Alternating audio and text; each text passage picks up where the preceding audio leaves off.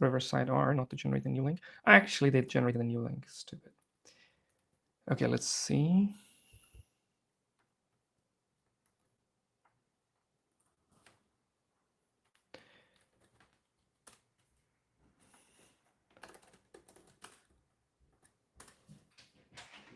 Okay.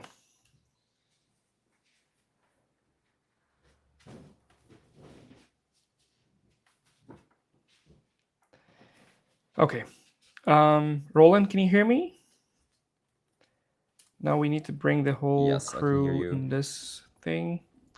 I have to first update Luma Pages link so that newcomers can go in the right link.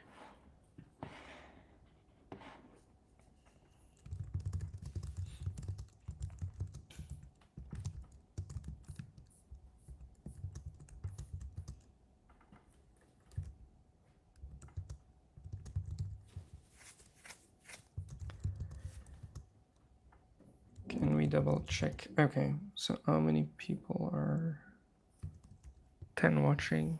13, nice. This is going on. Well,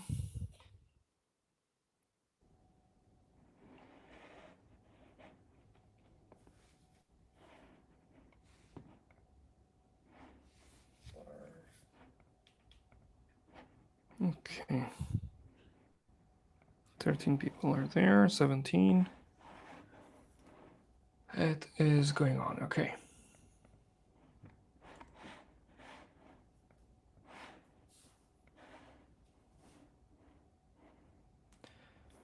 Okie dokie. So 17 people are here. We're going to wait a little bit more. I'm sorry, guys. There was a license issue with a license limit from Riverside. When I upgraded it, it just didn't resume on the same link. I had to regenerate the link. Therefore, there was a small technical issue. I'm going to share this new link with people via email because I also sent some emails. So give me just a second, please.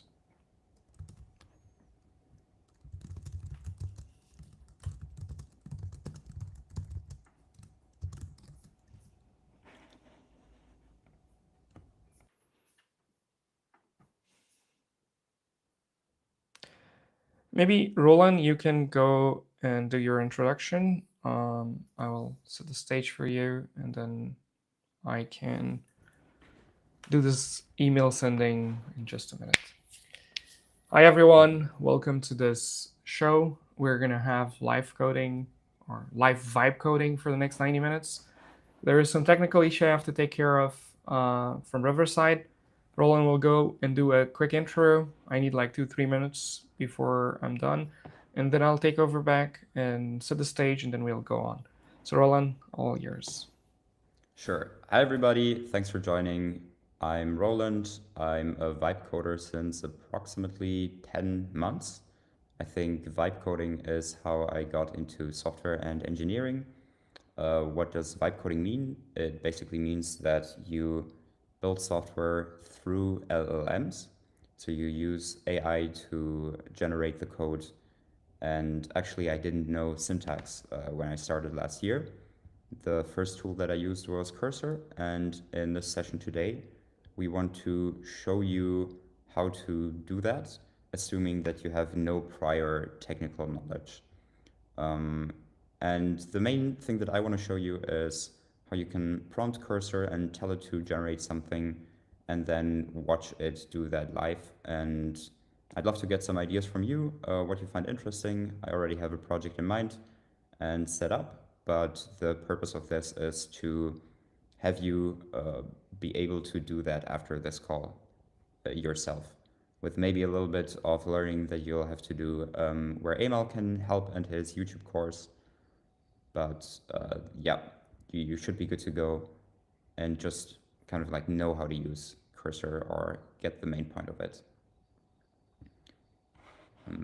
By the way, I think people can only interact with us via chat, or can they also speak?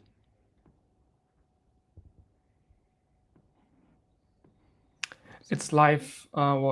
It's one way. No, they can just chat. Okay, I see. Okay, then One quick question into the chat. Has anybody here heard about Manus AI? I'm gonna send a little message in here.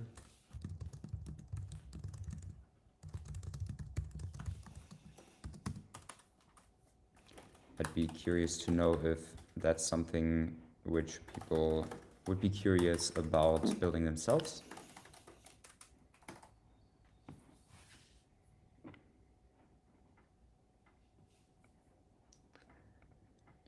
Joseph is asking, are you also using something for backend and some APIs? So I am using an OpenAI API key.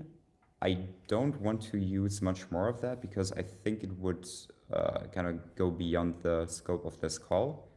So I'll only be building the backend through Cursor, and I'll try not to mention the words backend too much because it might confuse some people who are just getting into vibe coding. Yes, and I'm using a Next.js app. Alrighty. I am done with my tasks, so we're officially now starting.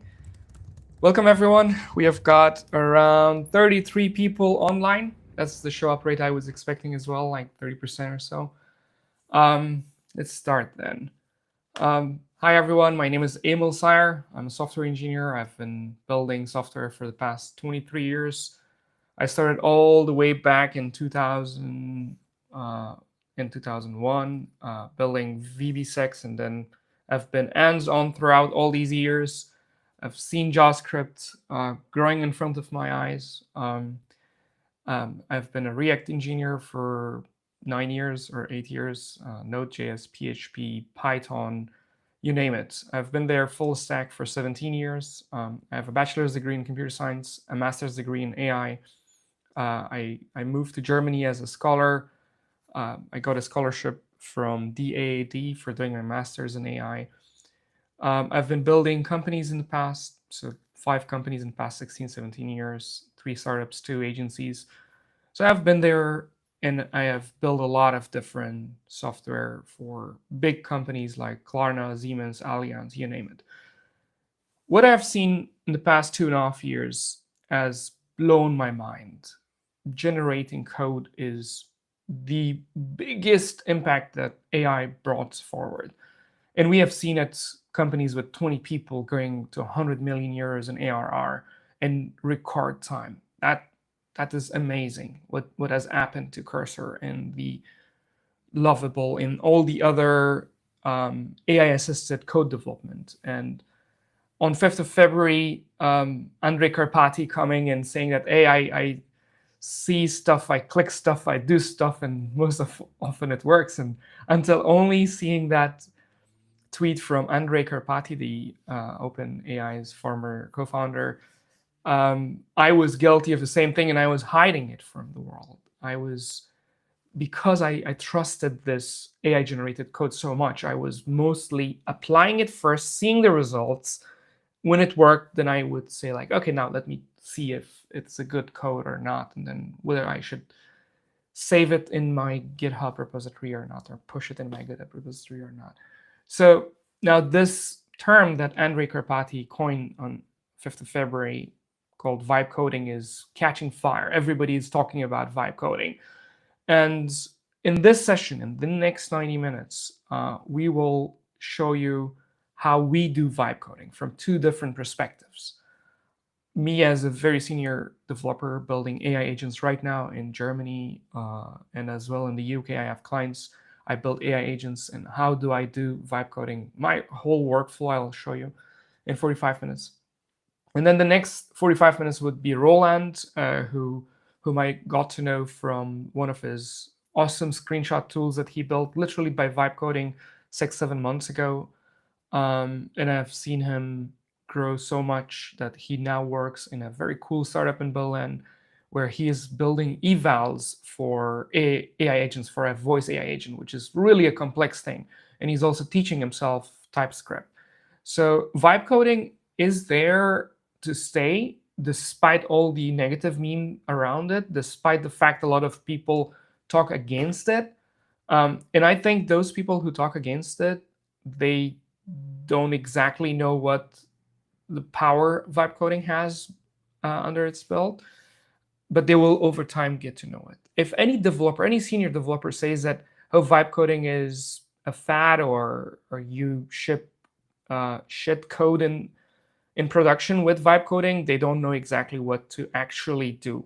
If you do it in the right way, I'm 100% sure that's the only way you should go, because it will make you 10x more efficient. And I'll mostly cover that perspective of that. Besides the next 90 minutes of us showing you, we would like to get as much activity in this thread as possible. I'm looking at every single one of you guys here. Right now we have 45 people online. When I'm vibe coding, I will not keep an eye on this so that I'm attentive to my vibe coding session and deliver as much value as I can. Roland, it's a request for you. Please keep an eye on the chat. If somebody is asking something, please interrupt me so that I can cover that. And when, Roland, you are vibe coding, I will keep an eye on the chat so that we can deliver as much value as we can. Cool. Before I start, I would like to give the floor to Roland so that he can do his introduction. And then we will go on and start with my vibe coding session first. And then Roland will take over, and then he will build something. All right, Roland, to you. All right. Just going to take 10 seconds to reintroduce myself. Emal, thanks for organizing this. I'm Roland. I currently work on evals, which means a way to evaluate and make decisions about what models to use or what tech to use at Tally. And I've only gotten into coding less than a year ago, have found many great online resources, and have taken full advantage of all of the latest AI tools such as Cursor and similar products. And in this session, I want to show you why I think this is really valuable, how I think you can skip most of the boring stuff and just do the fun stuff. Wonderful. Then let's start. I will start from literally plain, clean slate and show you guys everything that I think should be considered in a nice vibe coding session. Before I go in great details of that, I would like to share one small thing here. So if you go to emilsire.com, this is my website, you can find my contact details. You can say hi to me. We have a very nice workshop about AI agents in Berlin. You can register there. 185 people registered so far. I'm expecting something 100 people to show up. The last one we did was 75 people showed up. You can watch the videos there. And also there's a playlist you should watch and build that AI agent for yourself by going through all of those lessons, because this workshop is literally part 2 of the first one. We will be building a voice AI agent that has access to your Gmail and it manages your email. You give a phone call, you do your email reading and composing and so on. Besides that, if you go to my YouTube channel, you can find this particular vibe, this one part. If you go to playlist, then you can find Vibe Coding 101. This is a very simple vibe coding course that I have built, and I keep building it. And the main purpose of this particular session that I'm right now having is that I want to build the best Vibe Coding 101 course out there on the internet. How can I build it without knowing exactly what people know? It's almost impossible. Therefore, I'm going to have these sessions on a regular basis so that I can learn from everyone who wants to learn vibe coding what subjects to cover.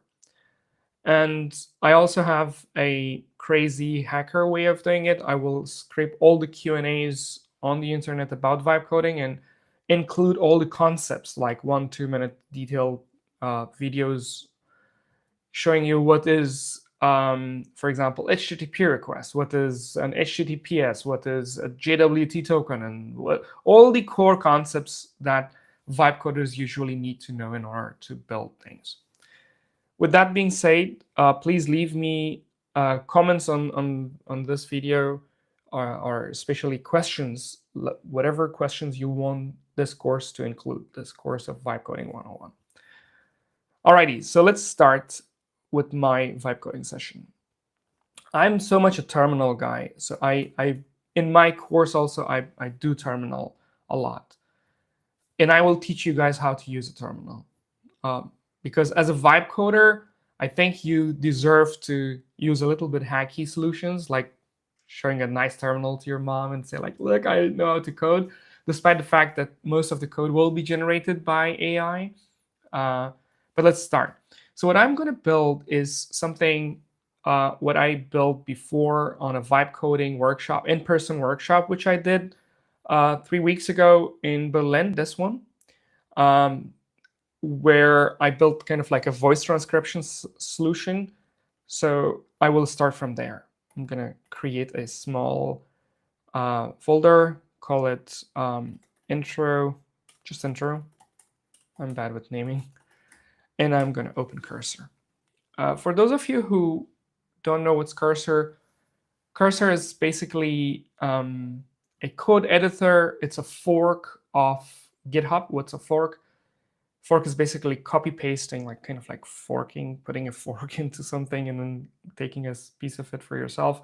It's a concept in GitHub or in Git as a whole, as a software, that you can copy an open source software. So Cursor is basically an open source fork of GitHub.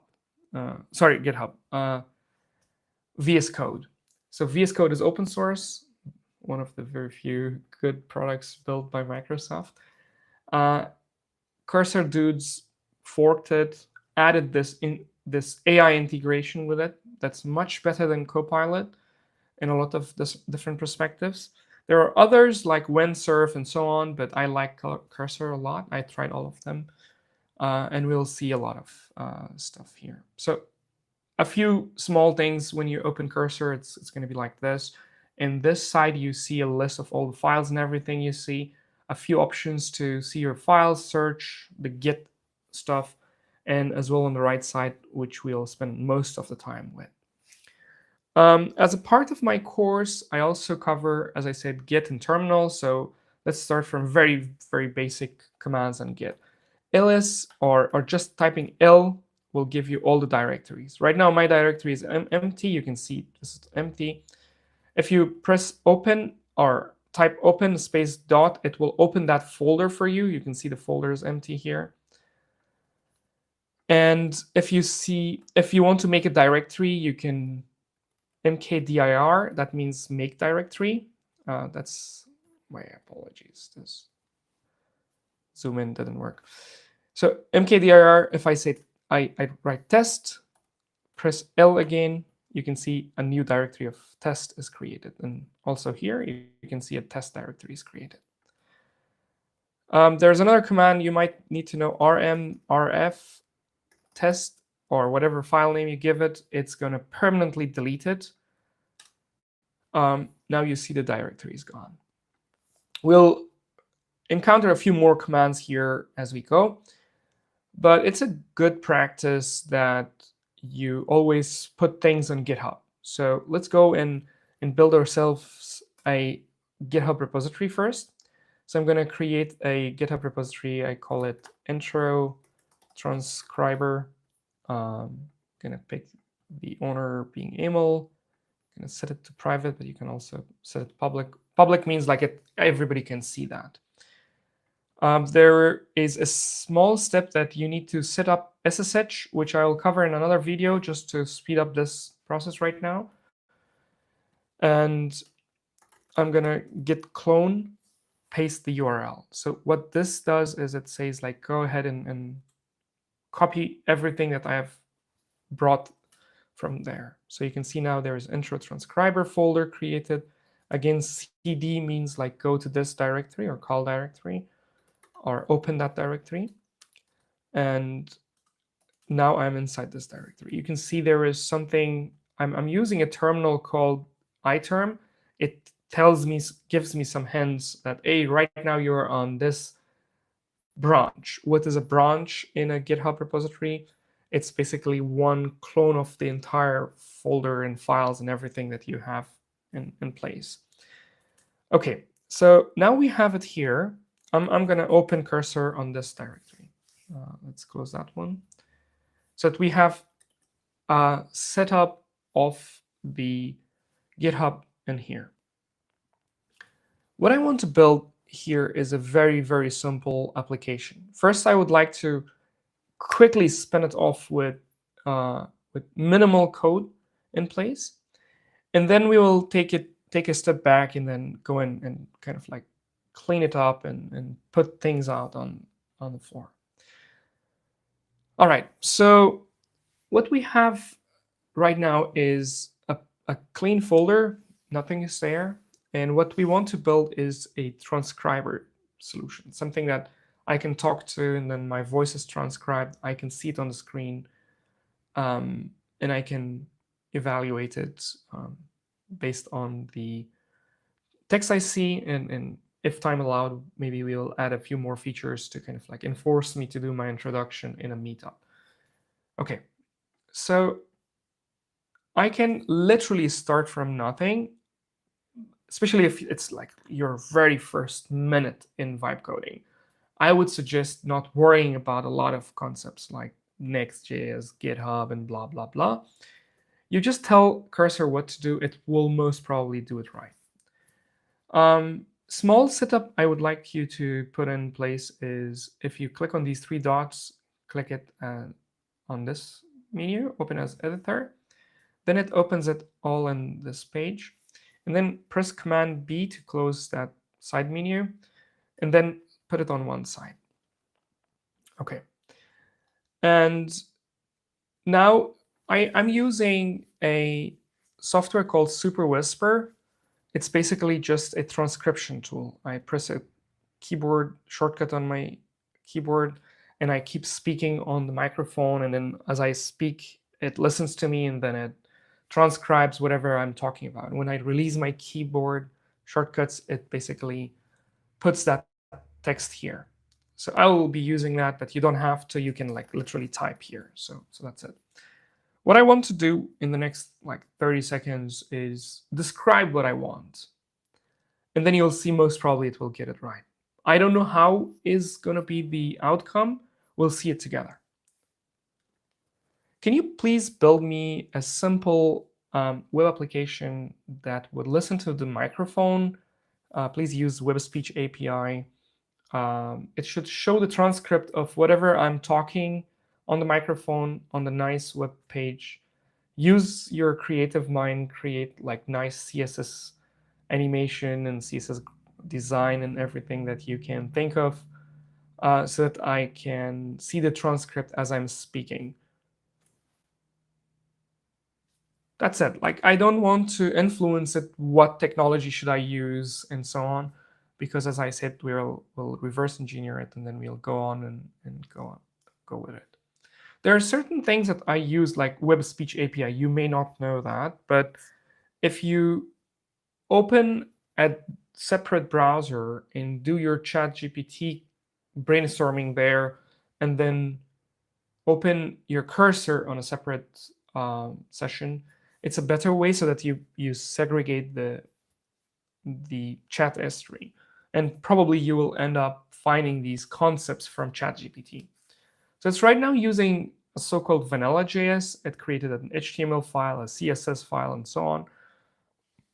As I mentioned, I don't want to influence it to generate a Next.js application for me with a backend, with Whisper, and so on, intentionally, so that in literally a couple of minutes, I can show you the power of how cool this can go on. Meanwhile, this is generating, I would like to show you a small thing that my 6-year-old son and I are building. It's a game that I quickly maybe want to show you.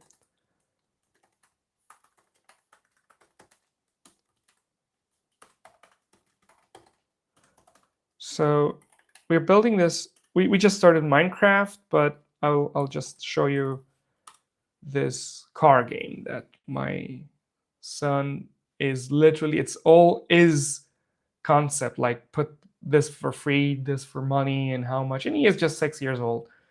And we are literally building this car not every day, but some days when he comes from his kindergarten and he says, let's go build it out. So it's all the imagination of a 6-year-old kid. He said like whenever it finishes, it goes from the other side and put the trees on and so on and so forth. So you can imagine if you can think about it, I've never built a game in my entire life. I don't know physics so much. So, but still, with the power of vibe coding, I could build that game. So therefore, we could. I I say like I should continue doing this more and more. Okay, so it is trying to spin off now a so-called HTTP server. Potentially you can click on that, but I know a better way. I'm more a TypeScript, JavaScript developer, not a Python, so my HTTP server goes in a different way. So I'm gonna go in here. You can see I'm pressing L, that means like show all the files. And I can do this, npx live server dot. It's the same command as ChatGPT showed me here, but on this one, it's different. Okay, when I do that, it's opening a browser for me. If I put it on the side so that I can see my cursor and my page. So this is literally the entire web application that it generated. Let's see what it can do. I can click on start listening, allow, and I can talk, and most probably this well, let me check this. So it's not working, and I know why. Because I'm using a browser called Arc. Arc is something that is new. It doesn't support this feature that I'm trying to do. Therefore, I will open a new browser here from Chrome, and I'm going to use exactly the same URL, this localhost, this URL, either 127.0.0 or basically localhost 8080. Okay, so I'm gonna put this cursor on the side so that I can show you guys how it goes. Allow. All right, so this is now listening and this is transcribing, like literally this transcription app. And I'm a voice tech founder. I've been building voice companies for the past 6-7 years. My last startup was a voice technology company. And building this much work without writing a single line of code, literally speaking on a microphone, is a dream come true. Now you can build very complex applications. It already built me certain features, like I didn't talk about stopping. It did already add that. It actually resumes the speaking and that animation that it added there. Everything is pretty much off the shelf for me, without um, any work done, without too much work done. So in this case, this is the power of vibe coding. You can build products as you go. But if vibe coding done wrong, you can ship a lot of bad code in production. And now I will take the next 10 minutes or so to explain some guardrails that you can put in place to make sure that you don't ship bad code into production. So one of the methods that I have is, let's assume that this code that it generated is a good code. I'm gonna just push it to production or push it to Git. I have a shortcut that says git cp. It commits and pushes. I'm gonna call it initial commit. And I may need to open another browser, another terminal, so that I can keep this for my git commands, and I will run it from here one more time. Now we would like to add a few features, and when we add these features, things can go wrong. And I will explain what guardrails you should consider in putting in place when you're doing something. So let's creatively think about a feature. For example, when I am talking, and then when this entire text is too much, and then it starts scrolling upwards, or maybe increase the font size, or whatever feature that you think about, always think about it in an atomic way, like super small piece of work for the LLM. Do not complex. Do not make the entire concept too complex, because it can hallucinate. Sometimes I I make a joke that hallucinations and headaches. That's absolutely true when it comes to LLMs. So another thing is, like, besides keeping it super small, also refreshing your memory, like always clicking on this new when you start a new thing. And another tip is that whenever it hallucinates too much, whenever it diverts from the main course of action of building that, then come over in your terminal and type this command git stash. Like, literally, it removes all the changes that it did, and then you start the entire workflow again from the start. Another very good tip that I found out is that if you quickly go here and then you basically create a whatever concept that you have, and then you write some instructions in ChatGPT. For example, if you're a product manager, you know how to write a user story. You think about that feature that you're building to be as a user story, and then talk to ChatGPT here, and then copy the entire text from ChatGPT and then paste it in Cursor. That will give a better solution. So, for example, here, I'm building a Emil? voice transcription app. Emil? Yes? We're not seeing your screen anymore. Okay. Since when are you not seeing the screen? At least 2 minutes. Okay. 1 or 2 minutes. Then I'm gonna go back and do the screen sharing. Thank you for mentioning that. Sure. Yes, we're looking at the chat. Okay. Now I can see your screen again. Okay. So I was just mentioning that there's another tip that I usually use in order to generate the entire documentation first. One of the potential projects for this 90-minute session was something called PostPal. This is just a good example of that. That before even generating the code, I went there and I generated this entire README document. You can see it's a very detailed document. How did I generate this? And usually this works very, very well. I've done it with my actual projects. It's like this. I would like to build a Next.js application for a voice transcription system. The front end should be nice and sleek using Eero UI, and the backend should use OpenAI's Whisper for transcription services.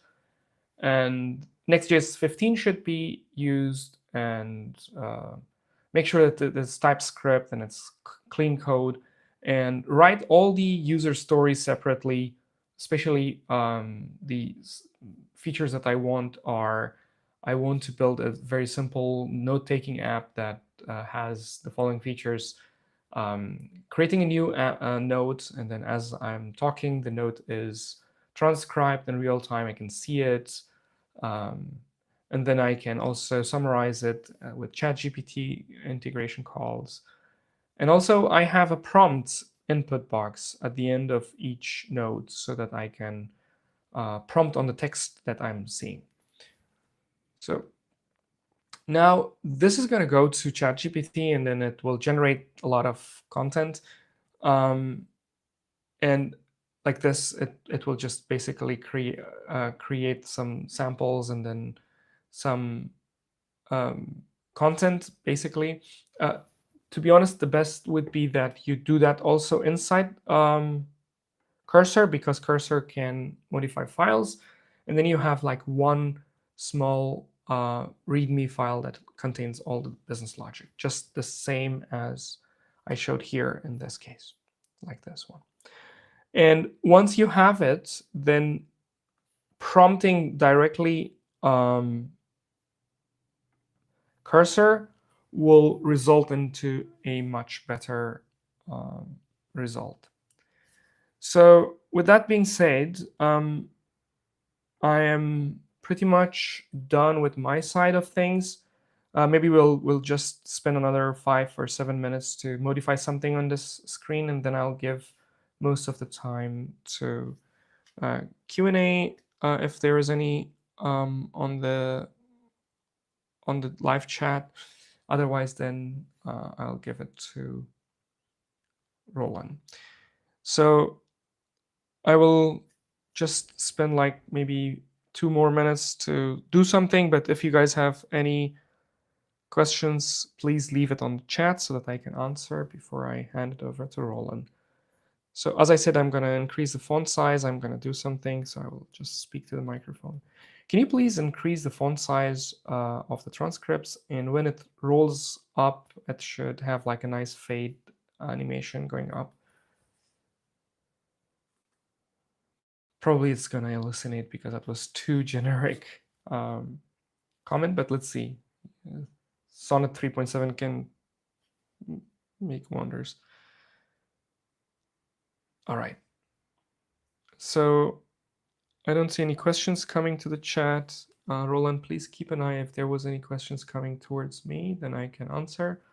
Other than that, I'm going to wrap up in 2-3 minutes so I can give most of the time to you and we see your workflows.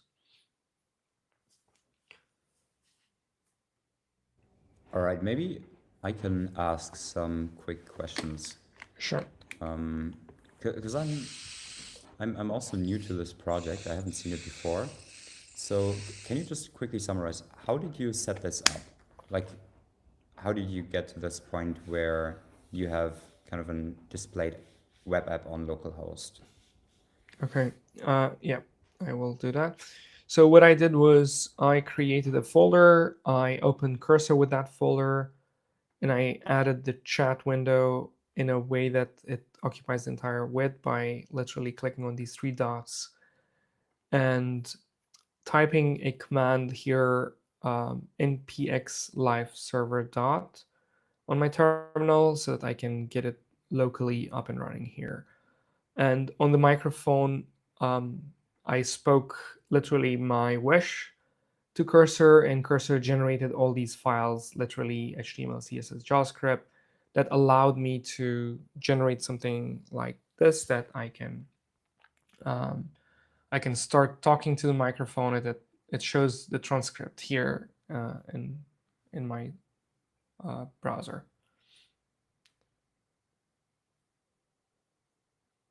Okay, there are some questions in the chat. I'm quickly going to read them.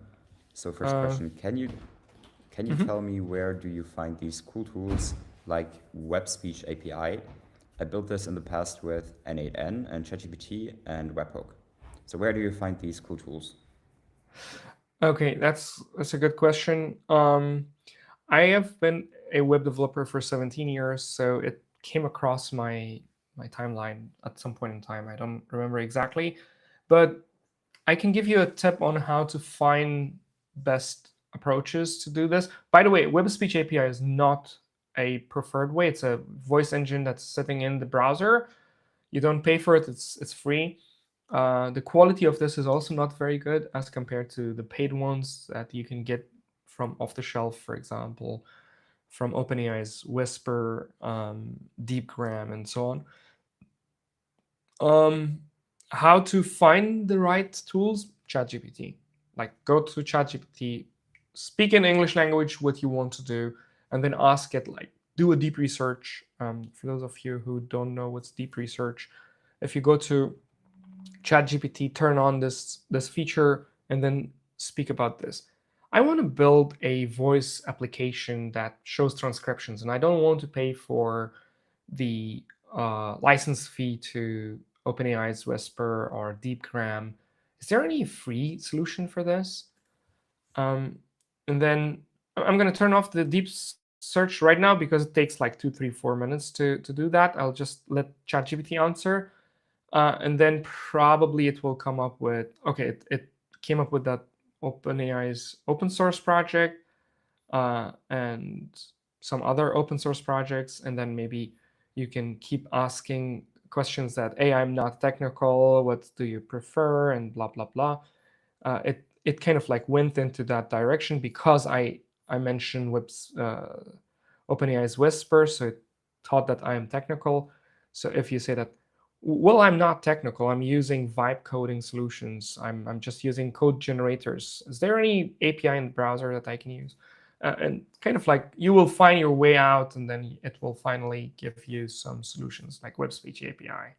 I actually influence it. I get it like API in the browser that by itself is a technical knowledge you need to know in order to ask LLM. But if you keep bouncing ideas back and forth between ChatGPT and Cursor, you'll end up having these things.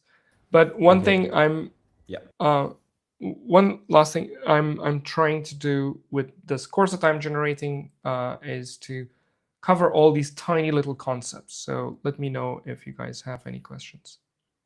Yes, one more question. Does vibe Yes. coding for now only work for simple prompts, non-complex applications? And how about modularity and code maintenance? Oh, good question. Like I would say no. Really complex concepts can also be done with vibe coding if done right. Like literally this morning, I was working on one of my clients building their AI agent, and I used vibe coding concepts. It generated a file with 1,000 lines of code. I let it generate. I kept an eye on the output, and when it was done, the feature was done. I said like, well, can you please optimize it, clean it, and it beautifully cleaned it and across multiple folders. I skimmed through it.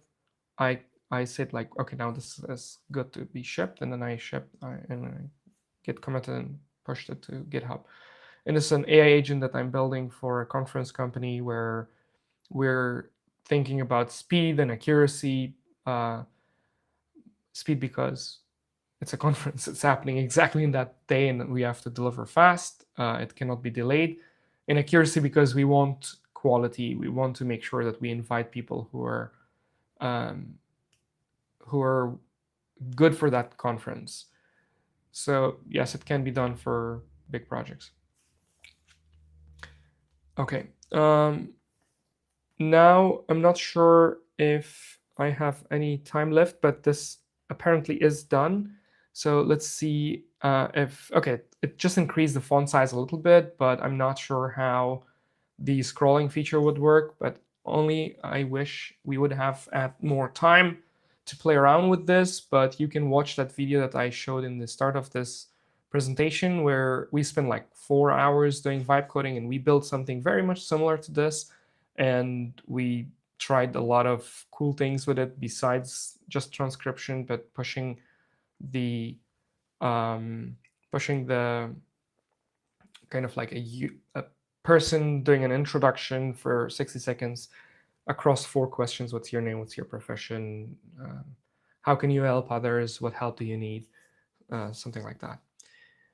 With that, if there are no more questions, I'm gonna stop my screen sharing. One more Yes, question. yes.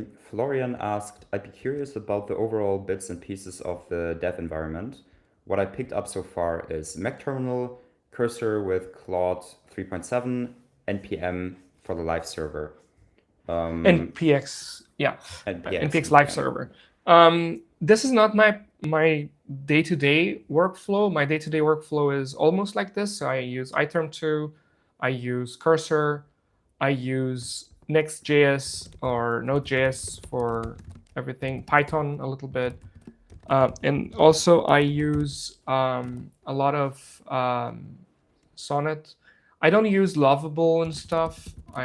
Most of my projects are building full stack applications. I'm using Google Cloud Platform a lot, GCP, those things. But you as a new vibe coder, I would suggest using a little bit of terminal so that you have like a little bit kind of like the feel of being a hacker and writing commands here, using Git and making sure that every single feature that's working, you git commit, git push, so that you have one frozen feature, and then if something goes wrong, and then you git stash, and then you git commit again. That's pretty much a good setup. I think will work most of the time.